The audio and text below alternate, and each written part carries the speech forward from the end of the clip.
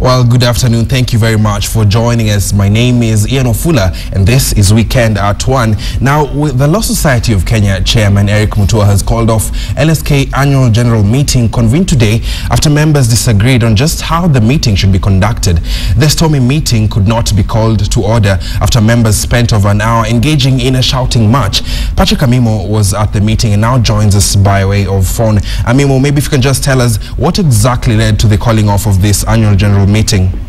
Indeed, thank you very much, Ian. What's happening now is that there is confusion at the LSK NGM after the chair decided to call off the meeting at exactly noon. This was because of the disagreement between members over how the meeting should be conducted, and there were 6 issues on the agenda, one of which was to suspend the LSK Secretariat and Council, and the other issue was also to look at the issues of funds by the proposed arbitration center of the society. There was a section of the members who wanted to have the issue of suspending the chair and the secretariat discussed first before other agendas could be tackled, but the chair insisted that the meeting should follow the laid down procedure. So there were shouting matches which degenerated into chaotic discussions, which forced the chair to suspend the meeting. And now, as I'm talking now, members are divided on whether the meeting can continue or not.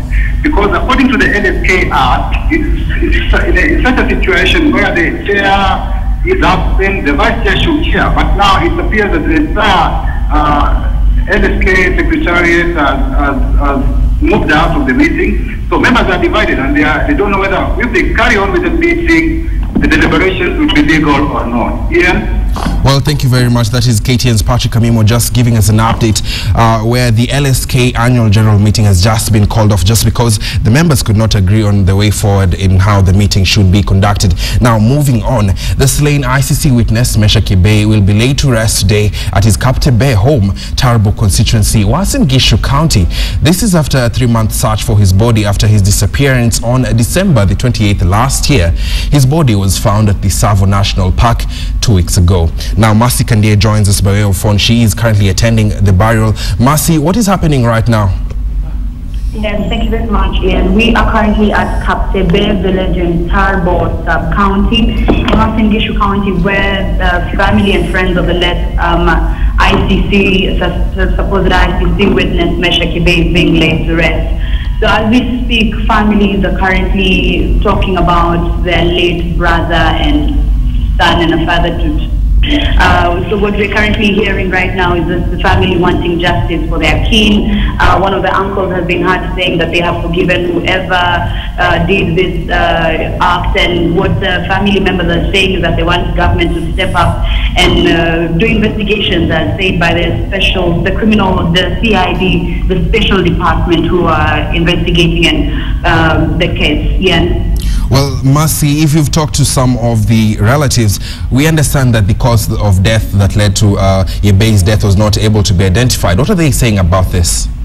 The family members are saying they do not have much to say about that. They are currently relying on CID to come out with a report with regard to the investigation, with regard to the ICC, the slain ICC witness Mesha Kibei. But Ian, Ken Wafula, who's a human rights activist who's been with the family ever since the disappearance of Mesha Kibei up to now, he is currently at the burial. He says that during the burial, when they talk, they are going to reveal information apparently that is supposed to help with the case. They are saying that they have their own, a number of 5 suspects who they say are linked to the death of Mesha Kibei, and they're saying that they also have critical information that should be used in regards to arresting the people who were associated with the death of ICC supposed witness Mesha Kibei. And finally, Mercy, just if you can tell us who else is in attendance for the burial. So far, Ian, just family members, friends, probably neighbors, and Ken Wafula, human rights activist, is here.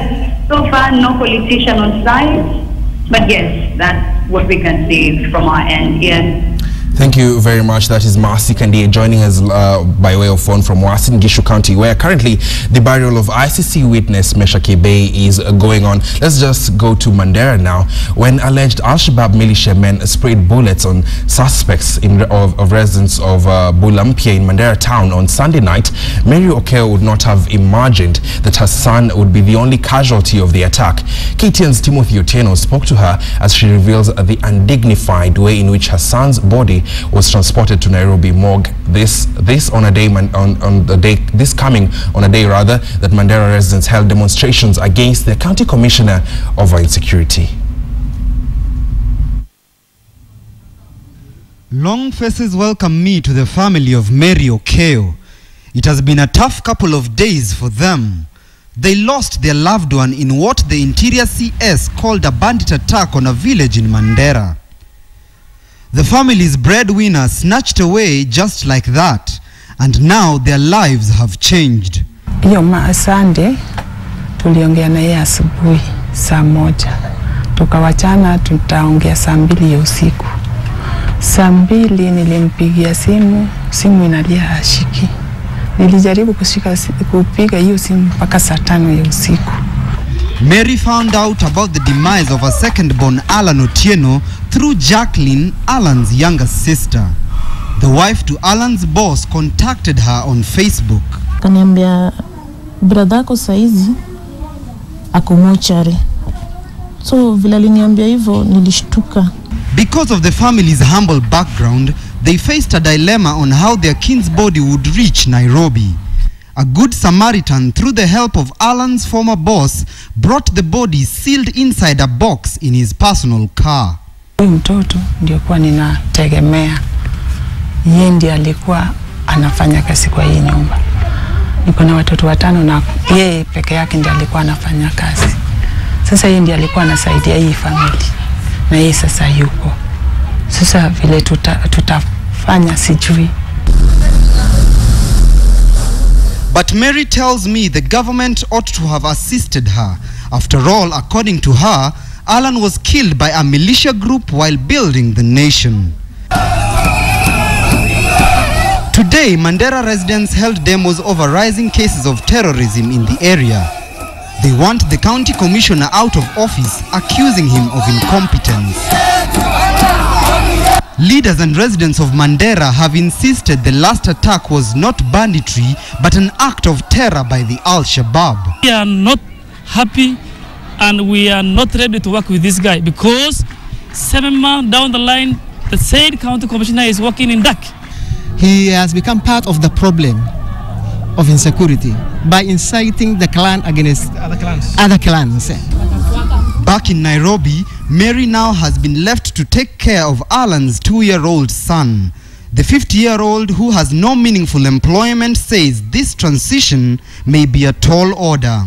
Kwa kijana mpoa, azinsa ile uko na shida, unamwambia, he's there, anakusaidia, kama unataka kitu, kama hana pesa saa hizo, atakuambia wacha nitafute, then nitakutumia kama nitapata.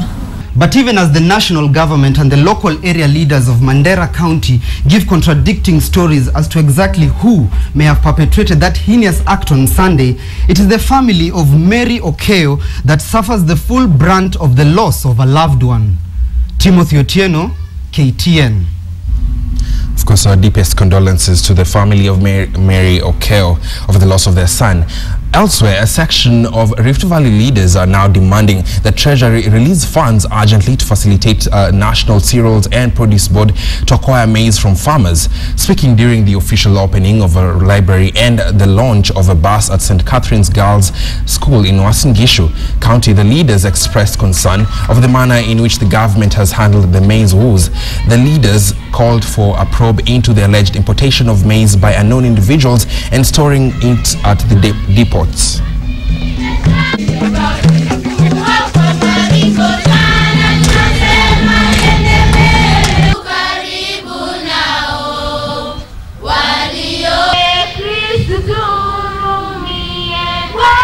Wananchi wanaenda cereals, wakifika cereals wanakaa siku karibu 10, lori zinapanga line, ikifika mlango wanarudishwa.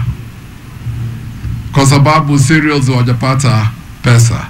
So tunasi serikali ya Jubilee ambayo sisi watu wa KANU tuko ndani kwamba wa release pesa tafadhali kwa cereals inunue hiyo mahindi kutoka wakulima. Mwaka hii muweke pesa kwenye bajeti. Tunataka bilioni 5 ya kununua mahindi. Tunataka bilioni 2 ya subsidy ya mbegu. Tunataka bilioni 9 ya mbolea. Ile pesa tunaitisha kwa wakulima haifiki bilioni 20.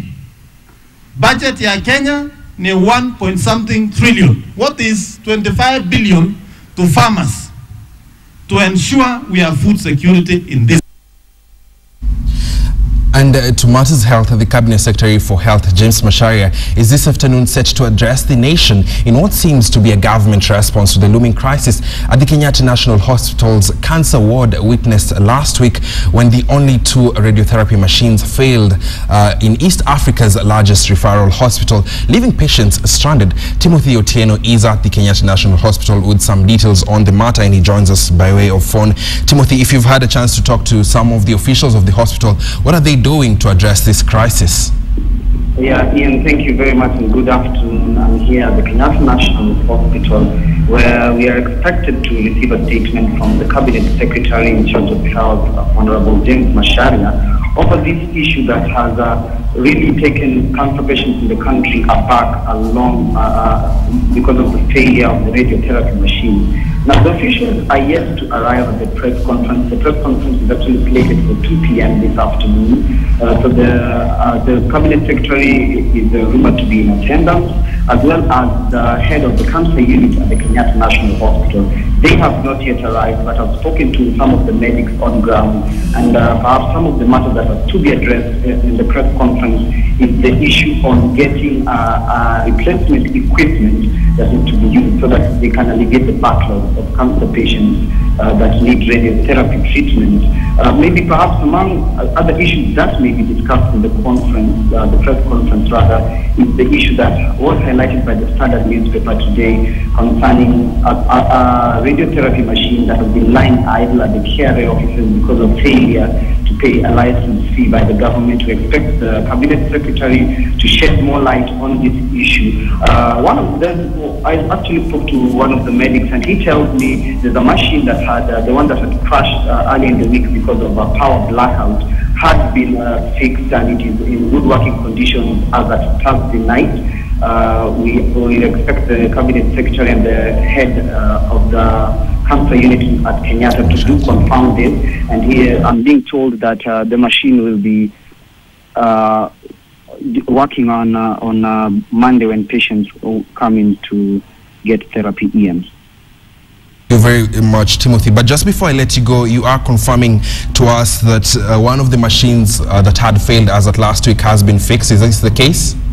Yes, one of them, as the conversation I was having with one of the doctors, he tells me one of the machines indeed has been fixed, the one that had spoiled because of a power outage, but the other one cannot be fixed because it is actually it's just outlived its lifespan. Remember, Ian, these machines are supposed to operate between 10 to 15 years. This one had been operating for 22 years, so it is out of service, but one of them has been fixed, and on Monday about 156 patients are expected to resume their sessions of radiotherapy. Ian.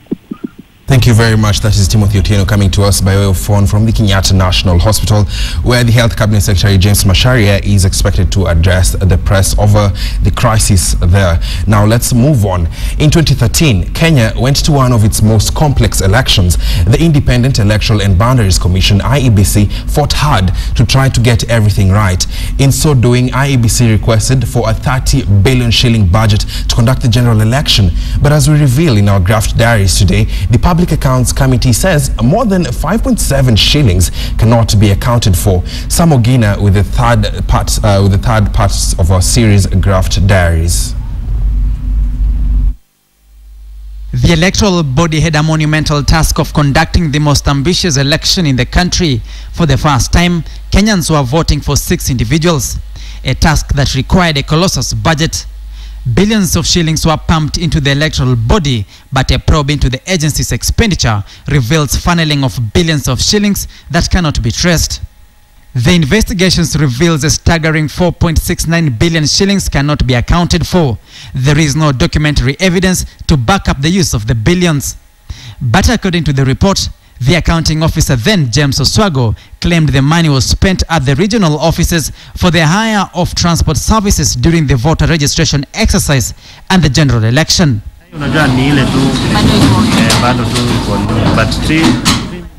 Another 1 billion shillings was used for, get this, training purposes of clerks ahead of the general election on the use of the biometric voter registration and identification kits, plus the electoral transmission of results. But that too cannot be ascertained. There is no paper trail to prove that this sum of money was used for the training purposes. IEBC accounting officer then admitted to this failure, claiming the unsupported expenditure emanated from the regions where the training took place. In conducting the 2013 elections, the PAC report indicates the electoral body's budget overshot by a whopping 2 billion shillings. There was no authority from Treasury sought for the excess expenditure, despite the statutory requirement. The bulk of this amount, capped at 1,987,406,464, was spent on legal fees. Half of the amount has already been paid. But in overshooting its budget, IEBC's accounting officer could not offer any explanation on the excesses. PAC recommends the accounting officer to be held personally accountable for the pilferage. The controversial purchase of the biometric voters' kits was also red flagged. In the report, the IEBC is faulted for circumventing the Public Procurement and Disposal Act. The report indicates the Commission lacked an approved procurement plan in the purchase of the equipment. The biometric voter registration kits cost the country 6.4 billion shillings in what was termed as a government-to-government deal. Electronic voter identification devices, EVID, were procured at 1.3 billion shillings, only for them to fail to function on the election day. The electronic results transmission system, which collapsed in the middle of relaying the presidential results to the National Tallying Center, cost 25.8 million shillings of taxpayers' money. Over 5 billion shillings lost in a publicly funded institution, money that can be used in financing part of the Kenya's budget, or better yet, repaying the soaring public debt. Ironically, Kenya resorts into foreign borrowing to finance some of its development projects at the expense of feeding the insatiable greed of some of Kenya's civil servants or corrupt individuals. It is the ordinary mwananchi that bears the brunt of repaying this public debt through increased taxation. That is the social ill that corruption causes for a country. Samokina, KTN, Nairobi.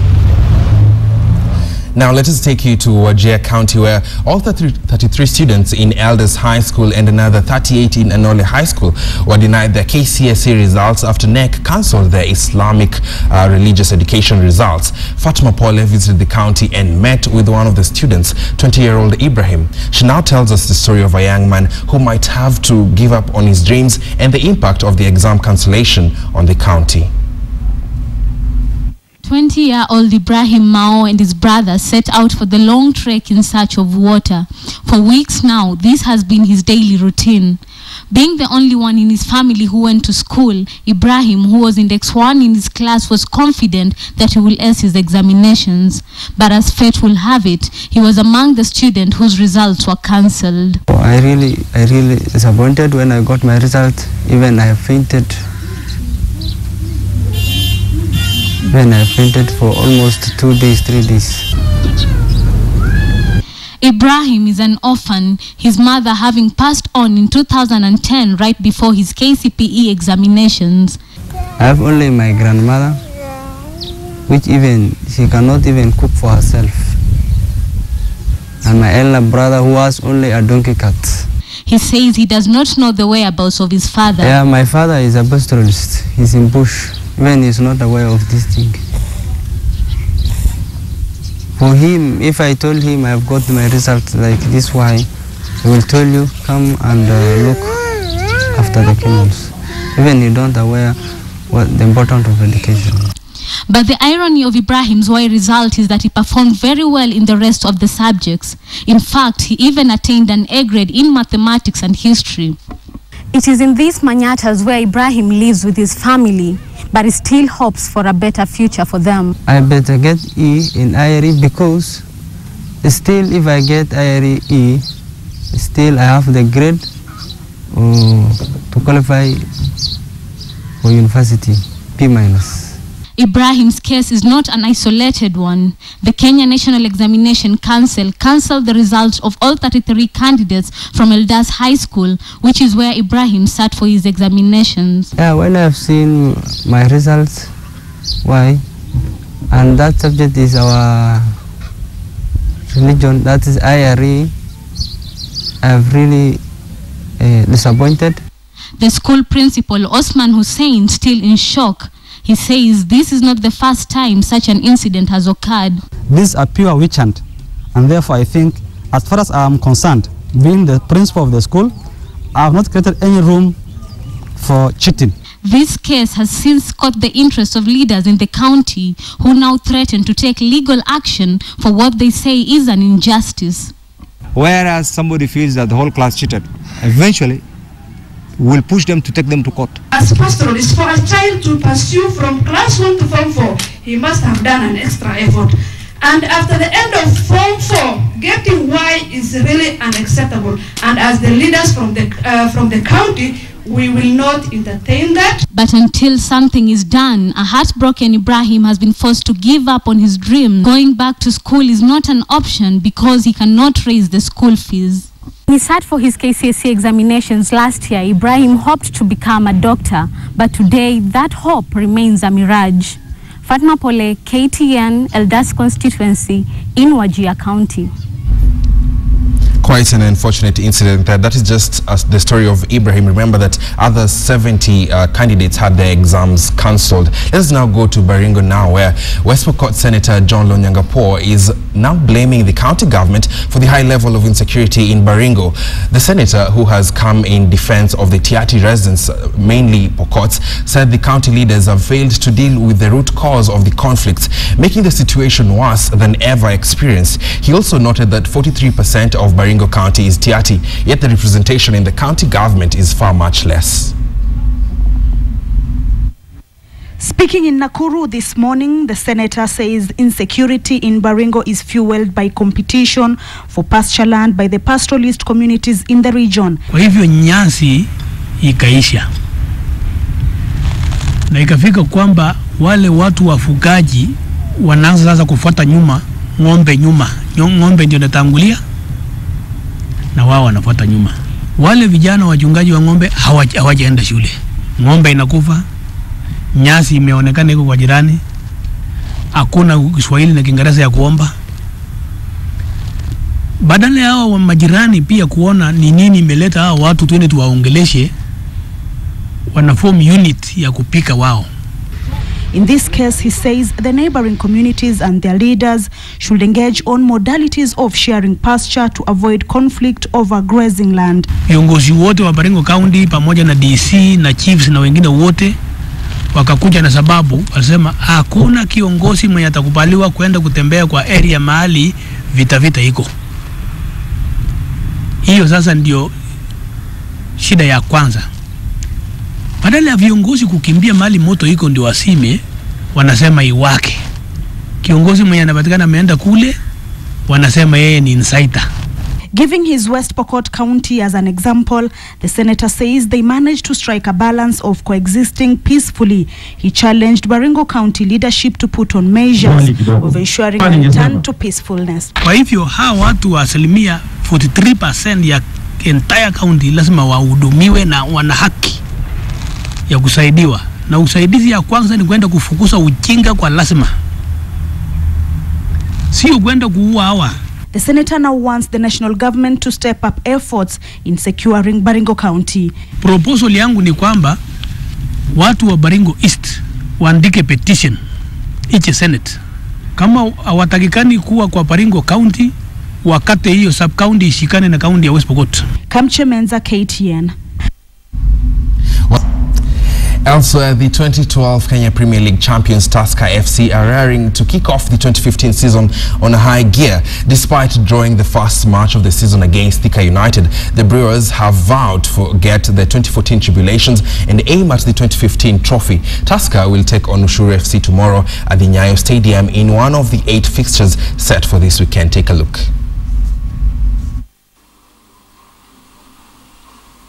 Tusker FC has often been a force to reckon with in Kenyan footballing scenes. The Ruaraka-based Giants were beaten to the top prize by Gor Mahia as they finished third with 53 points. The loss, however, seems to have rejuvenated the 2011 and 2012 champions, who have now shifted focus to the 2015 season. Despite getting a 1-1 draw with Thika United in the first match of the season, Tusker are a bit of adding another trophy in their crowded cabinet this season. Kama tulimaliza namba 3, tungependa tusonge juu kidogo. So kama ulimaliza namba 3, tungependa umaliza namba 2 ama namba 1. So kila saa tunataka kuimprove. So kila mwaka target yetu kubwa ni improvement. Iko based on improvement. Target yetu tu ni kuchukua ligi, haina nyingine.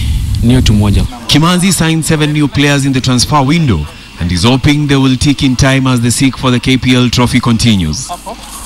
At the end of the season, I think we'll be having something on our cabinet. Yeah, maybe if not 2, God willing, maybe 3. But this time round, we are going for hard fights. KPL action will resume this weekend with 8 matches across Saturday and Sunday. KCB lost Nakuru All-Stars at the City Stadium. FC Leopards plays away to City Stars in the second match at the City Stadium. Moroni will be away to Sony Sugar in a Sugar Millers derby. Sofapaka will face Bandari on Sunday in a match that the Dockers will go flat out to avenge their 2-1 defeat in the hands of Gor Mahia on Thursday. Gor Mahia will be looking to add another 3 points when they invite Chamil Sugar to the Nyayo Stadium on Sunday. For Tusker FC, finishing third in the league wasn't good enough last season. For this season, their focus is on winning the KPL trophy.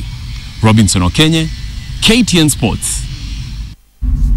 Well, that story by Robinson Okenye brings us to a close this afternoon, but we do have more in our subsequent bulletins, including our top story that includes the burial of ICC witness Mesha Kebe. Do enjoy the rest of your viewing. My name is Ian Wafula.